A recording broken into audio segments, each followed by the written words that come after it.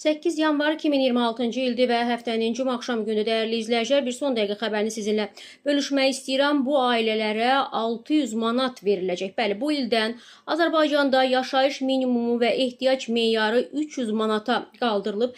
Yeni ehtiyac meyarının müəyyənləşdirilməsi, ünvanlı sosial yardımın aylıq məbləğinin artırılması və müraciətin genişləndirilməsi baxımından vacibdir və bunu İqtisadiyyat açıqlamasında Milli Məclisin deputatı Vüqar Bayramov bildirib. Onun sözlərinə görə bu kontekstdən ehtiyac meyarının artırılması ünvanlı sosial yardım proqramı çərçivəsində vətəndaşlarımızın aldığı yardım məbləğinin artmasına da səbəb olacaq. Eyni zamanda ehtiyac meyarı artırıldığı üçün daha çox ailə ünvanlı sosial yardıma müraciət edə biləcək. Belə ki, əgər ailənin 5 üzvü var və həmin ailənin rəsmi aylıq gəliri 900 manattırsa, o zaman 2025-ci ildə həmin ailə üçün 1425 manat ehtiyac meyarı, yəni 5 nəfəri 285 manata vuranda, yəni 5 sayını 285-ə vuranda ortaya çıxan rəqəm 1425 manatdır.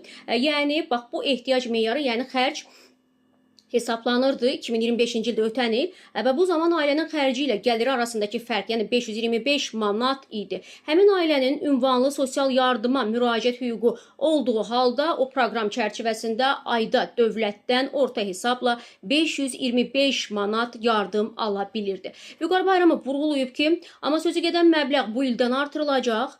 Onun sözlərinə görə həmin ailə üçün ehtiyac meyarı bu ildən 1500 manata qədər yüksəlir. Yəni 5 nəfəri 300 manata, 5 rəqəmini 300 manata vuranda və nəticədə həmin ailənin gəliri dəyişmədiyi halda aldığı ailənin yenidən müraciət hüququ yarananda aylıq yardım 525 manat deyil, 600 manat olacaq deyib. Bir sözlə deputat söyləyib ki, hazırda 76 min az təminatlı ailənin 350 mindən çox üzvü ünvanlı dövlət sosial yardımı alır. Bu isə o deməkdir ki, artımlardan faydalanan ailələrin sayı kifayət qədər çox olacaq, dəyərli izləyicilər.